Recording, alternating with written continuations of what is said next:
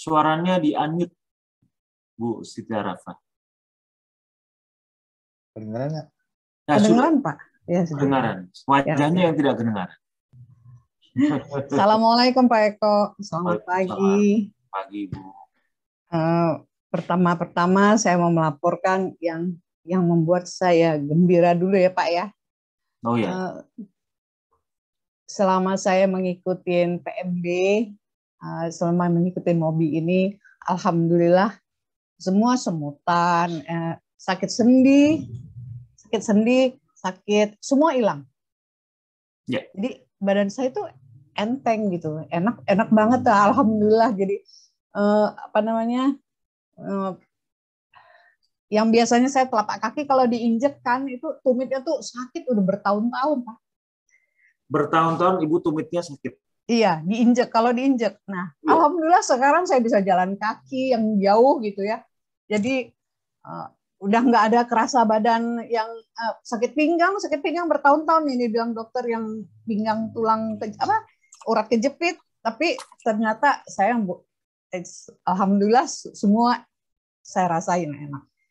Cuma tadinya saya juga sabar dengan gula darah saya tuh masih 3 digit aja Pak Eko. Oh iya. Itu yang nggak enaknya. Cuma ya saya masih tetap sabar. Kalau pagi bangun tidur tuh paling tinggi gula darah yang saya dapat tuh 167. 167, banyak. 167, ya. Nah, itu susah. Pernah turun sampai 50 Pak Eko ya. Tapi nanti tiba-tiba bisa naik jadi 125 gitu. Iya. Jadi naiknya banyak. Terus dulu kan mentor saya Pak Teguh. Iya. Dia pernah sarankan coba katanya makan telur aja, dia bilang gitu. Terus saya mencoba makan telur, tapi makan telur aja pun seperti itu gitu. Jadi sebenarnya menu makan saya nggak banyak Pak Eko. Saya tetap melakukan PMB, saya nggak pernah cheating. Saya kalau soal makanan saya disiplin gitu. Nah, cuma gitu jadi gula darah tuh masih seperti itu. Nah, Sasa pengen tahu sebelum Ibu bercerita lebih banyak. Ya. Dan aku bertanya, Bu. Ibu menyadari tubuh mulai nyaman, kaki tidak sakit untuk melangkah itu sejak kapan? Mungkin sebulan setelah itu. Baru-baru ini aja sadarnya. Akhirnya saya sadarnya tuh, ya semua kok. Tadinya saya mengeluh sama diri saya sendiri gitu ya. Tapi akhirnya saya berpikir, tapi sebenarnya keuntungan yang saya dapat tuh banyak, ini itu gitu. Jadi akhirnya saya sadar semua badan saya tuh kok enteng gitu. Ya, Ibu pernah nggak memperbandingkan dulu begini, sekarang begitu, atau kayak lagunya Bruri aja. Nah, maksudnya apa yang saya maksud dulu pada saat sebelum PMB, apa yang Ibu rasakan di tubuh, yang Ibu sadari, kemudian sekarang apa yang Ibu sadari bahwa banyak sekali perbaikan di tubuh. Ya, yang saya sadari itu biasanya saya kalau jalan kaki, saya nggak tahan jalan kaki kalau sekarang kan saya tahan. Memang saya suka jalan kaki dari dulu berkilo-kilo, tapi saya selalu diem, maksudnya ngerasain sakit gitu. Ada yang kram, ada yang apa gitu ya. Nah, kalau sekarang saya malah badan saya tuh kok jadi lebih aktif sekarang gitu. Gitu ya. Jadi kalau saya masak gitu ya, kalau dulu saya masak di dapur, saya nggak tahan diri lama. Kalau sekarang malah kadang-kadang saya berpikir kok saya tuh kok nggak capek-capek itu. Saya tuh diri kadang-kadang malah kok badan saya tuh kayaknya lama berjam-jam gitu, kok nggak apa-apa. Baru saya sadari, malah terakhir-terakhir ini saya sadari, iya ya. Setelah saya berpikir kok gula darah masih tinggi, kok ini gitu udah merasain kekurangan, akhirnya saya berpikir lagi, saya nggak boleh ini, udah deh saya jalani. Cuma nah terakhir ini ada Pak Eko yang saya bikin kaget, makanya sebenarnya saya tuh yang lebih ini, tadi saya sabar loh dengan gula darah yang masih agak ini tuh, malah saya mau coba-coba mungkin mungkin karena baper saya, mungkin karena emosi saya gitu ya. Saya sadari saya mengolah itu terus dengan olah nafas gitu ya. Nah, Tapi ada terakhir ini yang saya bikin kaget kemarin, saya pas periksa kolesterol sampai 957 loh Pak total. 1000 957. kolesterol ibu. Iya, kaget saya. Ya, tapi karena saya lihat muka dokternya nggak kaget, bikin saya tenang juga, itu kan. Pas saya kan kemarin cek dokter, nah, kolesterol saya 957, LDL 741, Ya. HDL-nya 57. Oh ya. Trigliseridnya 205. Makanya itu yang bikin saya tuh, aduh, apa karena reaksi saya makan telur tiap hari? Memang saya jagoan telur loh. Saya tuh taat banget sama telur itu karena dibilang telur itu bagus, telur itu bikin gula darah tuh nggak terlalu banyak resiko menurut saya kan, resiko yang bikin ini. Jadi saya bisa makan telur itu 15 sehari. Ya. Ibu pasti sudah mendengar mengenai penjelasan saya mengenai kolesterol. Ya. Oh, ya. Kolesterol Iya, adalah agen yang memperbaiki sel-sel tubuh kita. Apabila dia mulai mengganggu, ya kalau andai kata mulai mengganggu, Ibu bisa gunakan obat-obat dokter. Ya Bu ya. Tapi sebenarnya nggak mengganggu Pak. Masih nyaman aja Bu ya. Ada itu makanya dibilang dokter nanya, jantungnya berdebar nggak Bu? Enggak. Badan ada sakit-sakit? Enggak. Saya bilang, enggak. Badan saya tuh enteng. Kenapa ya dok? Terus kalau dokter sih bilangnya jangan tunggu badan sakit. Itu berarti kalau udah sakit kan ada penyumbatan pembuluh darah. Dokter. Nah, makanya saya akhirnya tuh, saya tanya Pak Eko dulu. Karena dokter ngasih obat kan. Ya. Itu apa obatnya saya makan apa enggak ya? Ya, kalau sarannya Pak, saya minta sarannya Pak Eko aja lah, maaf loh.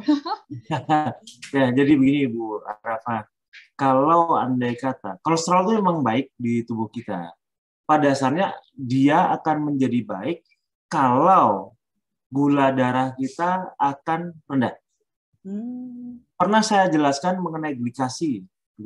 Glikasi itu merupakan pencetus dari semua penyakit degeneratif. Itu dimulainya di sana.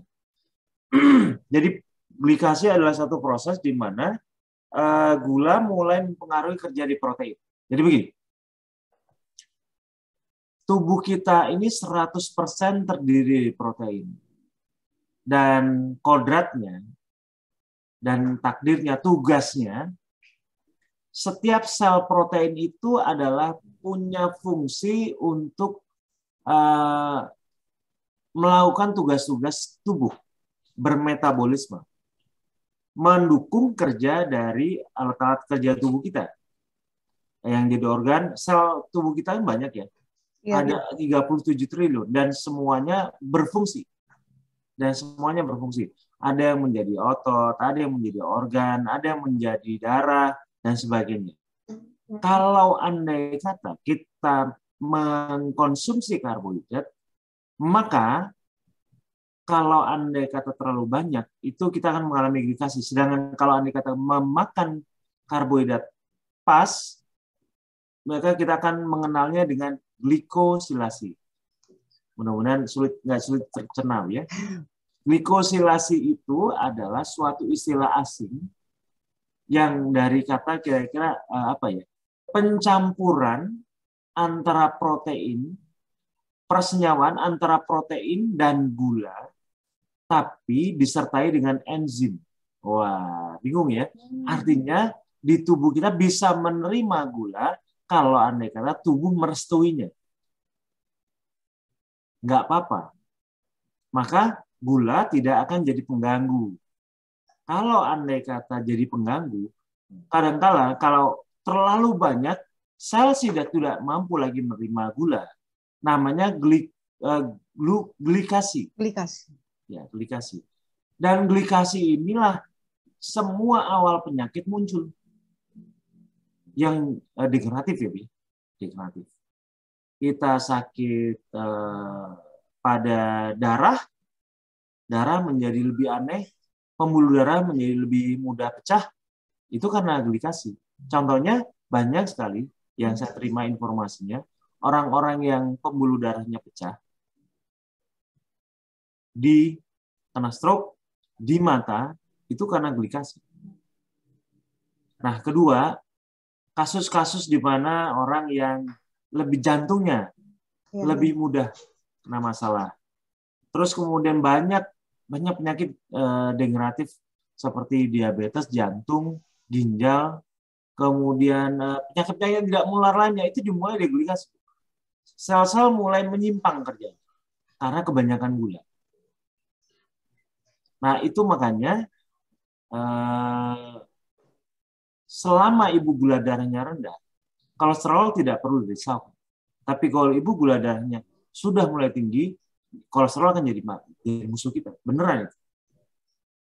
Jadi berhati-hatilah dengan kolesterol, ya berarti ada yang salah dengan gula darah kita.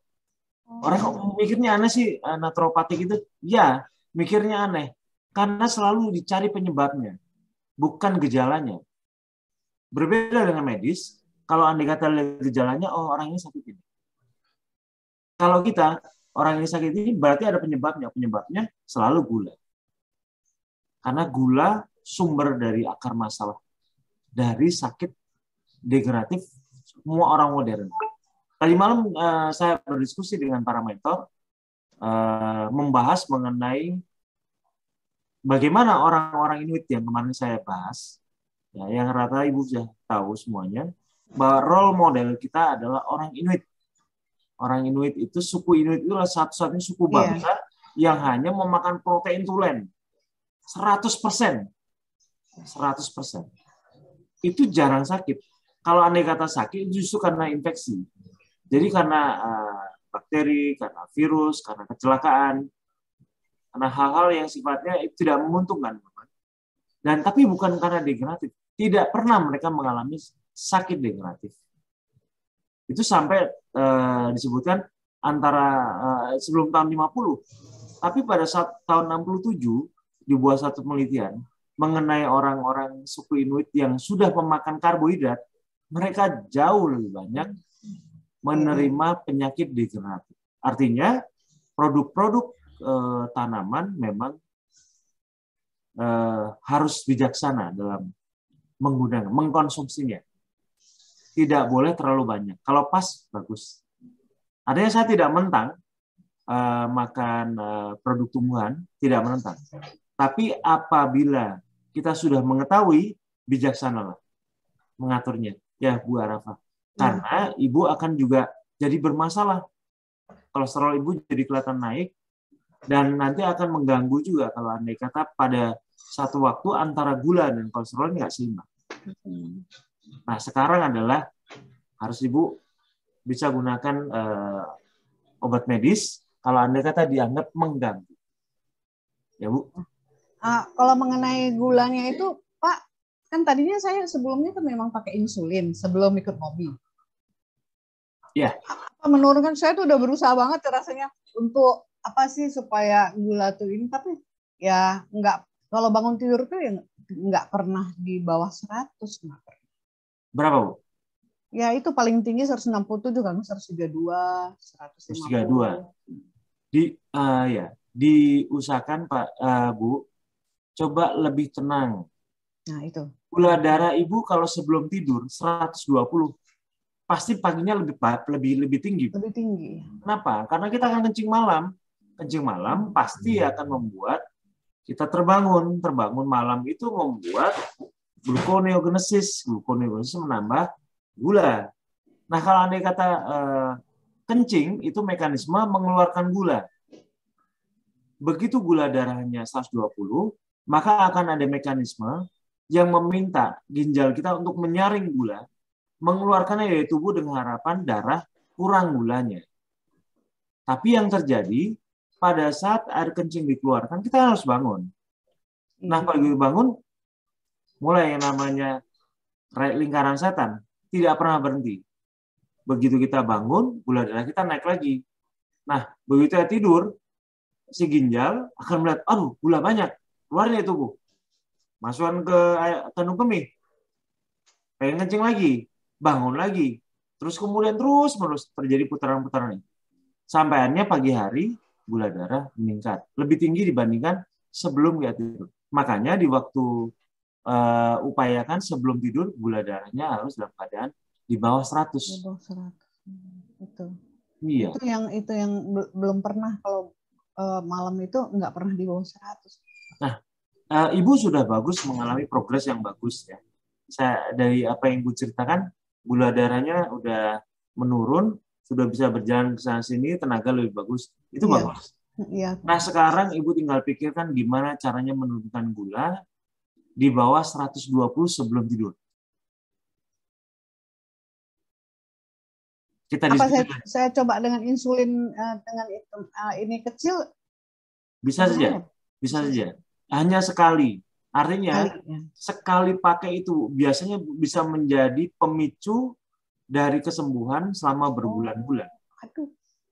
Ya, biasanya gula darah kita yang tinggi itu bisa menjadi pemicu gula darah tinggi yang lainnya. Jadi begini, kalau andai kata ibu hanya sekali saja, misalnya gula turun menjadi 90 sebelum tidur, maka satu malam itu ibu tidak akan bangun. Tidur saja cukup. Tidur yang cukup, karena tidur yang cukup, tidak ada gluconeogenesis, gula darah di pagi hari rendah. Gula darah rendah di pagi hari datangnya dari mana? Ya, kan ada jantung kita yang selalu mengkonsumsi gula. Itu kan dihabisin, Bu. Setiap pergerakan otot kita itu membutuhkan gula. Nah, pada saat tidak sadar, terjadi proses pembakaran itu. Makanya seharusnya pagi-pagi ibu, karena aktivitas otot yang tidak sadar tapi bekerja terus, maka ibu akan mulai lebih rendah lagi gulanya. Jadi jangan kaget kalau misalnya, oh gula darahnya 90 ya, gula darahnya 80 ya pagi hari ya. Nggak apa-apa, itu bagus. Nah, terus bersabarlah. Tahan emosi kalau ngomel. Ya, Bu ya. Nah, ibu akan lebih enak di pengaturan gula. Ya, HbA1c saya masih 6,6 sih, Pak. Oh, sebentar lagi udah bagus tuh. Alhamdulillah, soalnya tadinya juga 12, 10. Oh ya. Sebelum ikut Mobi, 10 paling rendah tuh 9. Paling rendah. Oh, alhamdulillah, makasih banyak ya Pak Eko ya. Ini saya juga makasih banyak, cuma mau minta saran, berarti saya makan obat kolesterol dulu ya? Ya, Ibu obat gula sebelum jam 12, sebelum tidur malam. Oh iya. Malam hanya sekali saja. Sekali aja. Terus kemudian kolesterol dibius apa? Ya. Sampai terima kasih banyak Pak Eko. Sama-sama, terima kasih banyak atas semuanya. Kalau saya ya Bu ya. Ya, terima kasih. Terima kasih Bu Arafa. Ya.